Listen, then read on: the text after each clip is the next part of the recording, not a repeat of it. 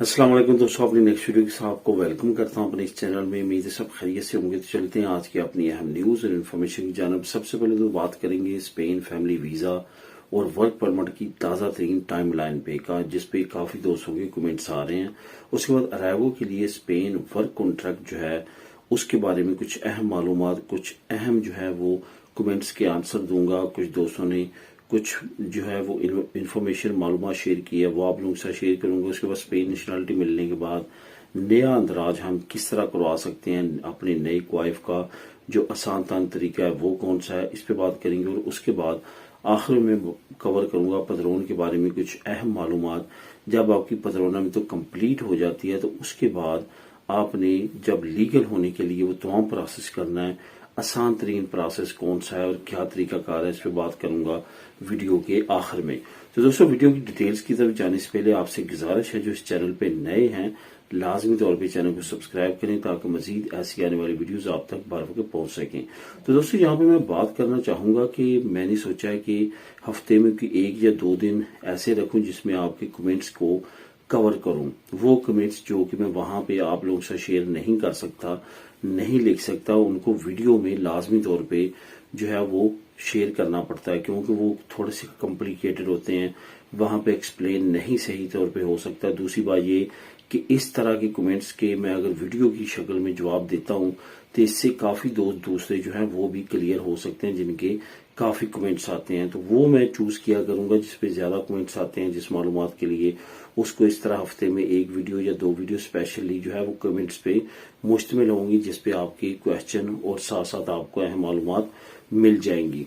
तो सबसे पहले तो बात करते हैं कि स्पेन फैमिली वीजा और वर्क परमिट के बारे में ताज़ा तरीन टाइमलाइन क्या है। ये वो क्वेश्चन है जो कि सबसे ज्यादा पूछा जाने वाला है, और मैं आज से तकरीबन 2-3 हफ्ते पहले भी इसकी ताज़ा तरीन अपडेट्स मैंने दी थी आपको।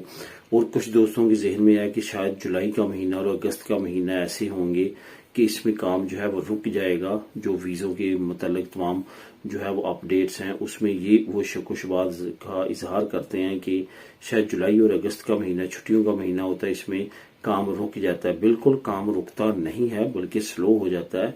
कुछ वर्कर जो जुलाई में छुट्टियों पे जाते हैं वो अगस्त में आ जाते हैं, और जो जुलाई में नहीं गए होते वो अगस्त में चले जाते हैं, लेकिन काम चलता रहता है। अब बात करते हैं कि स्पेन फैमिली वीजा और वर्क परमिट के बारे में ताज़ा तरीन टाइमलाइन क्या है।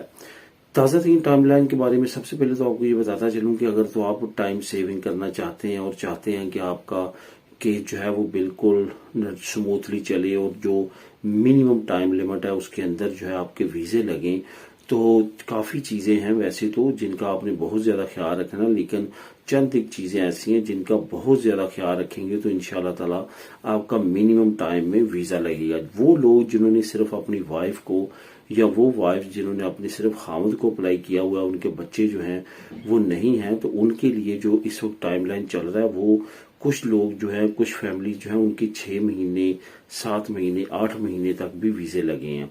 और मैक्सिमम जो टाइम पीरियड है जो देखने में आया 9 से 10 महीने में उनके वीजे लग रहे हैं, जिनके बच्चे नहीं है, सिर्फ और सिर्फ पार्टनर है। अब यहाँ पे किन चीजों का उन्होंने ख्याल रखा वो मैं आपको बताता चलूं कि तमाम चीजें जो है आपकी क्वाइफ में मैच होना चाहिए। तमाम जो डाटा है वो अप टू डेट होना चाहिए, उसमें कोई भी किसी तरह की कमी बेशी नहीं होनी चाहिए, एक स्पेलिंग की भी। इसके साथ साथ जो आपने टाइमलाइन में अपने तमाम डॉक्यूमेंट सबमिट करवाए हैं, उनकी टेस्टेशन, उनका तमाम प्रोसेस जो है वो बिल्कुल परफेक्ट होना चाहिए। ये तमाम चीजों की तसल्ली करनी आपकी खुद की जिम्मेदारी है, क्योंकि डॉक्यूमेंट आपके हैं।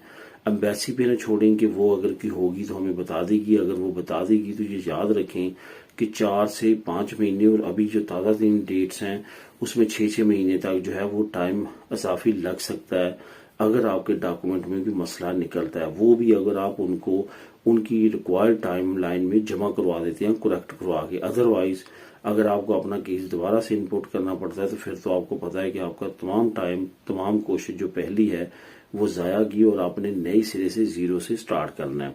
इस वजह से टाइमलाइन के बारे में इन चीजों का आपने लाजमी तौर पे ख्याल रखना। अगर मिनिमम टाइम में आप ये तमाम चीजें करवाना चाहते हैं तो लाजमी तौर पे अपने डॉक्यूमेंट्स को बिल्कुल करेक्ट जमा करवाएं।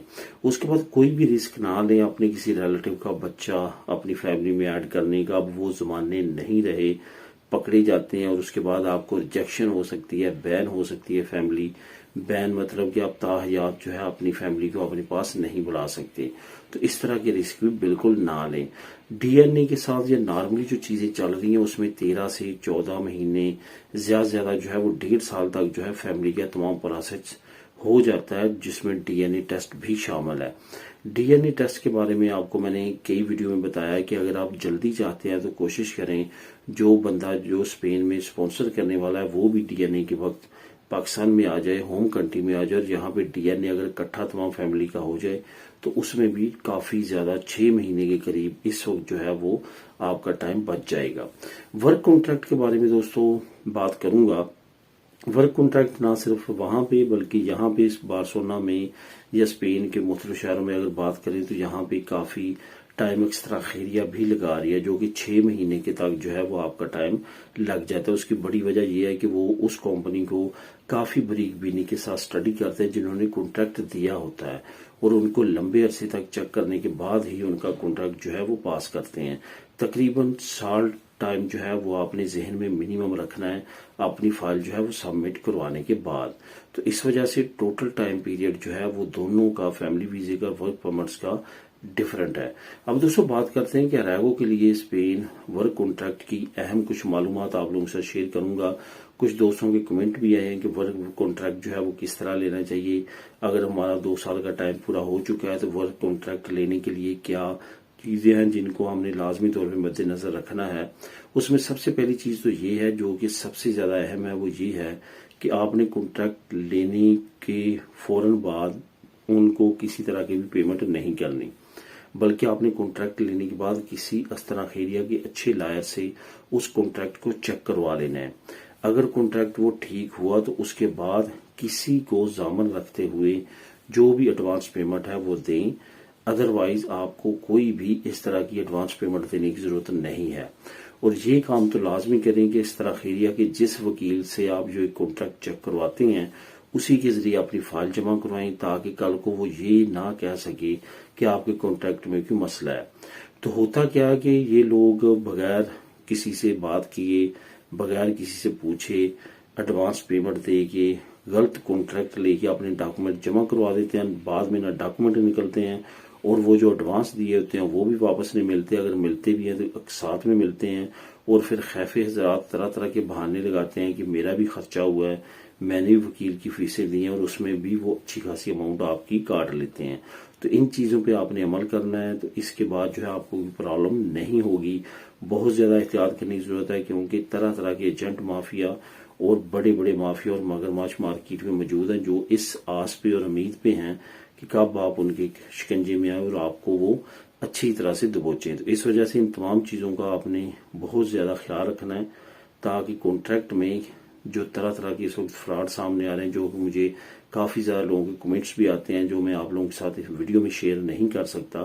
تو اس وجہ سے بہت زیادہ احتیاط کریں کانٹریکٹ لینے سے پہلے، کیونکہ اس وقت جو ہے کافی زیادہ ہائپ کریٹ ہوئی ہے، دوسری کنٹری سے بھی لوگ آئے ہوئے ہیں کانٹریکٹ لینے کے لیے، تو کافی زیادہ اس طرح کے مسئلے مسائل سامنے آ رہے ہیں.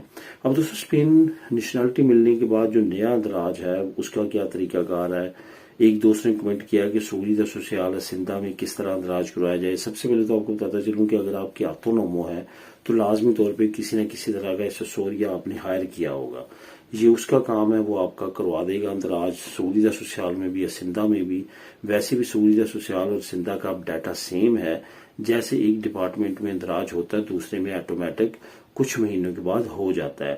تو اس طرح سے آپ اندراج کروا سکتے ہیں. اس کے ساتھ ساتھ جو آپ کو کنکوردسیال پولسیا نیشنل نے دیا ہے، جو کہ نی کے اگینسٹ آپ کو مل جاتا ہے جب آپ کو دنی ملتی ہے، اگر آپ نے نہیں لیا وہ لازمی طور پہ لیں، مختلف ڈپارٹمنٹس میں اس کی آپ کو ضرورت پڑ سکتی ہے. اس کو اگر آپ سینڈ کریں گے اپنی ایسیسوریا خستوریا کے پاس تو وہ آپ کا بڑا آسانی کے ساتھ یہ اندراج آپ کے گئے بغیر کروا سکتا ہے. جن لوگوں کی آتونومو نہیں ہے، ویسے ایز اے ورکر کام کرتے ہیں، وہ اپنی خیفی سے بات کر سکتے ہیں، کیا اپنی ایسیسوریا یا خستور جو ہے اس کو یہ ڈاکومنٹ بھیجیں اور میرا جو ڈیٹا ہے وہ چینج کروا دیں، تو وہ بھی بڑی آسانی کے ساتھ آپ کا ڈیٹا چینج کروا سکتے ہیں۔